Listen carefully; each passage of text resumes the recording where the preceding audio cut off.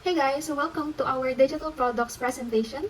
So my name is Angela May Aguirre and I am the owner of Angela May Digitals. So as a dedicated digital marketer, I specialize in creating innovative digital products designed to empower individuals and businesses alike. With a passion for teaching and a commitment to helping others overcome challenges, I provide the tools, strategies, and support needed to thrive in the digital landscape. Whether you're looking to launch your own digital product or enhance your marketing skills, I'm here to guide you every step of the way towards success. Alright, so if there is any challenges na may encounter mo sa pag-start ng digital product business mo, if you wish to proceed with this, you can always message me on my Facebook and Instagram. And I'll provide the tools, strategies, and any support needed para maging successful ka sa digital product business na to. Okay? So what is a digital product? Of course, kailangan mo munang malaman kung ano yung meaning ng digital product bago ka mag-start sa business. Okay, so a digital product is something you can use or enjoy on a computer, phone, or the internet. It's not something physical you can touch like a book or a toy. Instead, it's stuff like apps, online games, music you stream, or even online courses. So if you can access it with a screen and an internet connection, it's probably a digital product. Okay, so when you purchase anything online without any physical product, lahat yon guys considered as digital product. So let's say, for example, Netflix subscription, YouTube subscription, lahat ng subscription online na pwede mong i-provide sa mga customers mo, those are digital products. So anything na walang physical products, those are what we call digital products, okay? So we have 3 ways to generate income here in digital product business. So the first one is create a digital product and sell them online. Next is rebrand and resell my course, keep 100% profits. Lastly is offer skills to clients, maximize the skills you've learned in this course. So for this one, the first one is yung creating a digital product and sell them online. Ito yung para sa mga tao na artistic or ready na magawa ng sarili nilang products, merong ideas sa paggagawa ng digital products. We have planners, trackers, busy books, e-books, lahat yan guys. Kung meron kang idea at gusto mong gumawa ng sarili mong product na tingin mong papatok sa mga customers mo or clients mo, you can make one and sell them online. Next is rebrand and resell my course, keep 100% profits. So for this one, ito naman yung para sa mga taong hindi artistic and hindi pa ready gumawa ng sarili nilang digital products. So we have rebrand and resell. So technically, magpo-provide kami ng courses na pwede mong i-resell. At the same time, ready-made products na pwede mo na rin i-resell. And you can keep 100% profit from it. Technically, wala akong commission dito guys. Sa'yo yun 100%. Kung magkano mo ibebenta, ganun din yung amount na makukuha mo, na matatanggap mo. Okay, and lastly is offer skills to clients, maximize the skills you've learned in this course. So, dito naman is, pwede mo naman i-offer yung mga skills na matututunan mo sa course na i-avail mo. And then, yun ang ibebenta mo sa mga clients mo. Let's say, meron kasi ditong digital marketing or somehow makaka-help sa pagiging virtual assistant. So, pwede mo yun i-offer sa mga future clients and customers mo. Okay, so these are the 3 ways to generate income using digital product business. Next is, what are the sample products to sell as digital products? Okay, we have courses, ebooks, photography, music, web elements, research and data, tutorial and guides, software programs, recipes, data, products, printables, WIFI files, platforms, graphics, arts, bundles, and coaching package. Lahat to guys, pwede mong gawin to sell as digital products. So let's say music. Kung singer ka or you're into music, pwede kang mag-create ng kanta or ng mga tugtog, and then pwede mo yun i-sell online. Photography guys, yung mga, I think it's preset. Presets is like the edit or the template na ginagawa ng mga photographers or videographers para mapaganda yung mga pictures or photos ng mga clients and customers nila. So, lahat to guys, pwede mong ibenta kung may alam ka sa mga to recipes, kung mahilig ka magluto, printables para sa mga teachers, estudyante, sa mga nagtatrabaho. Lahat yan guys, pwede mo benta. We also have planners, trackers, busy books, lahat yon pwede. So, sobrang dami nito guys, sobrang lawak ng digital products. So, hindi to malalaos. Kasi lahat to guys, halos lahat kasi nasa online na lang, diba? All we have to do is apply it or maximize everything in online world. Napakarami natin pwede maging target market or target customers in the future. Okay, so who are the target market for digital product business? Eto guys, sa target market, pwede kasi nating i-target market yung mga gusto rin mag-start ng digital product business. Pwede mo rin i-market yung mga gusto lang mag-avail ng mga products mo. Then, if you are a full-time burnout employee, nakagaya ko dati, trabaho to the max pero maliit lang yung sweldo at lagi pagod. Kung business owner ka na naliliitan or hindi sapat ang kinikita mo sa business, kaya naghahanap ka ng another source of income with no hassle, perfect na perfect to sa'yo. If freelancer ka na nahihirapan kang humanap ng clients para lang ma-achieve yung 6 digits income na gusto mo, or estudyante ka ba na gustong magka-extra allowance, full-time mom na gustong ibigay ang needs and wants ng mga anak mo, or are you a housewife na gustong makatulong, makapag-provide para sa sariling pamilya?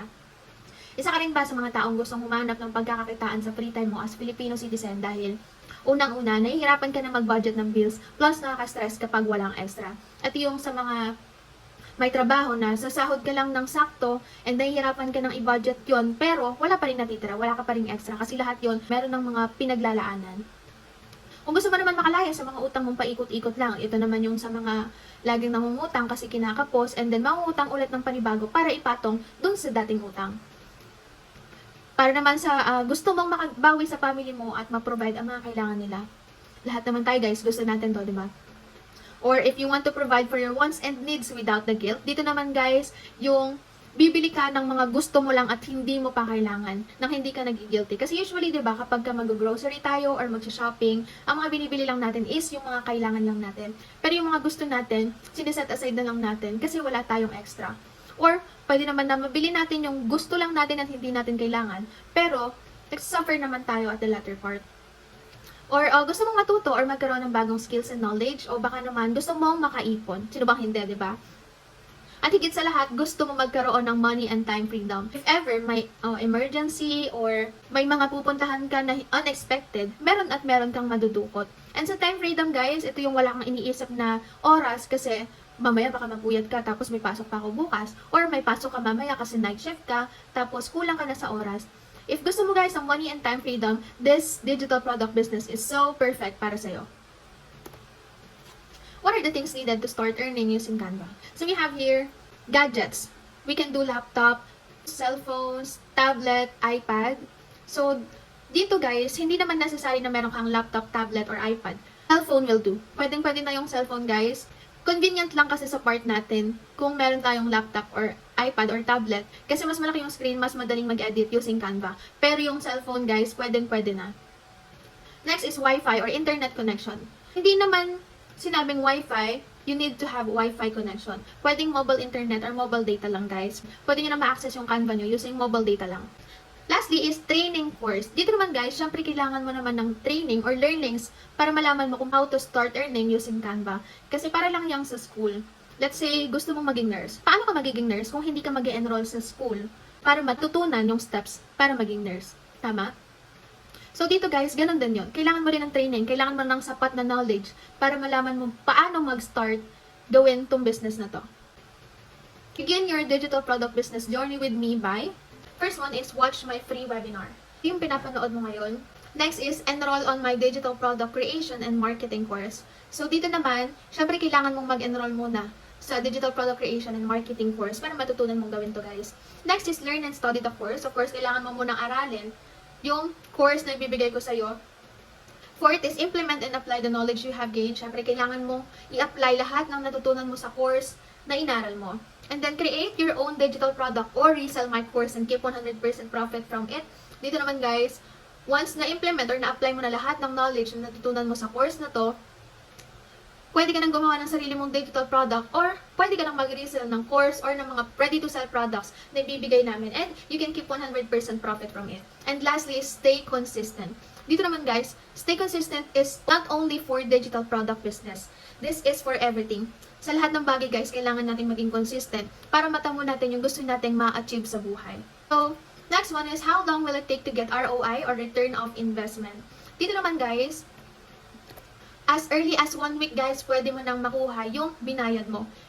It doesn't mean na return of investment is meron kang i-invest. Pero dito guys, ang i-invest mo lang is the training and the knowledge. Okay? Pero sa product, since digital products lang to, wala kang babayaran doon guys. Ang babayaran mo lang is yung training or yung knowledge na kailangan mong malaman or maaral para mag-start ka sa digital product business na to. You only need to get one sale.